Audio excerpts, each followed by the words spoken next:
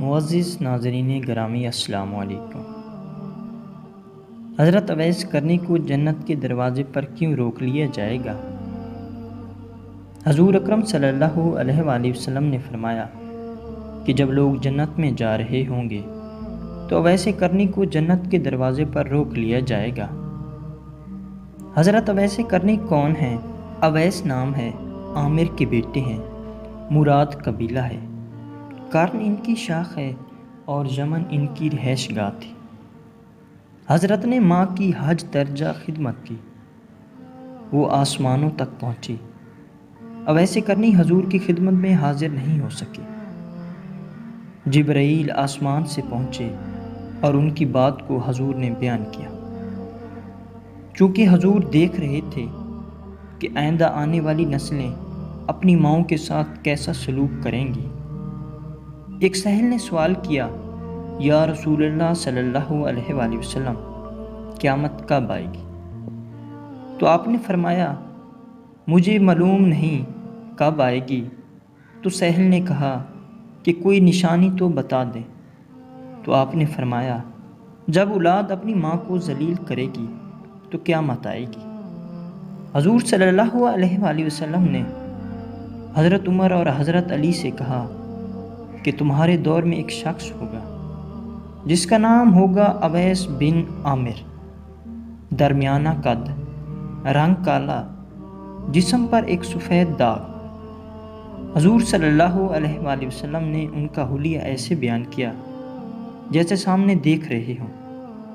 وہ آئے گا، جب وہ آئے تو تم دونوں نے اس سے دعا کرانی ہے۔ حضرت عمر اور حضرت علی کو اویس کرنی کی دعا کی ضرورت نہیں تھی، یہ امت کو پیغام پہنچانے کے لیے ہے کہ ماں کا کیا مقام ہے۔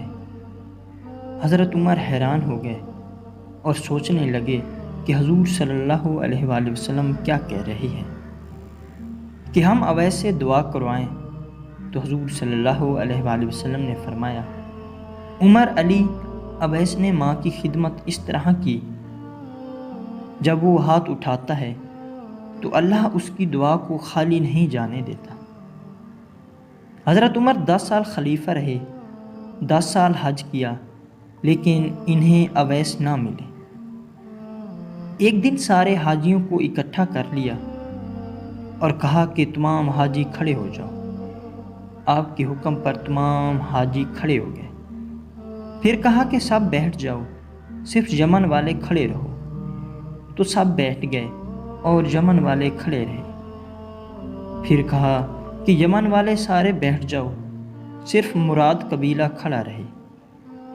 پھر کہا مراد والے سب بیٹھ جاؤ، صرف قرن والے کھڑے رہو۔ تو مراد قبیلے والے بیٹھ گئے، صرف ایک آدمی بچا، اور حضرت عمر نے کہا کہ تم کرنی ہو؟ تو اس شخص نے کہا، ہاں میں کرنی ہوں۔ تو حضرت عمر نے کہا کہ اویس کو جانتے ہو؟ تو اس شخص نے کہا، ہاں جانتا ہوں، میرے بھائی کا بیٹا ہے، میرا سگا بھتیجا ہے، اس کا دماغ ٹھیک نہیں، آپ کیوں پوچھ رہے ہیں؟ تو حضرت عمر نے کہا کہ مجھے تو تیرا دماغ صحیح نہیں لگ رہا۔ آپ نے پوچھا کدھر ہے؟ تو اس نے کہا آیا ہوا ہے۔ پوچھا کہاں گیا؟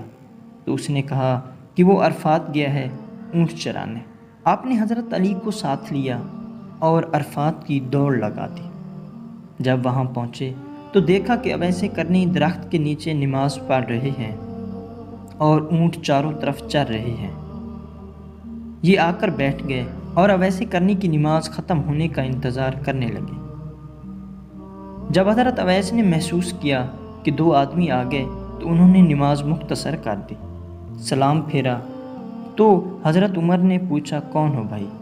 تو کہا جی میں مزدور ہوں، اسے خبر نہیں یہ کون ہے۔ تو حضرت عمر نے کہا کہ تیرا نام کیا ہے؟ تو اویس کرنی نے کہا کہ میرا نام اللہ کا بندہ۔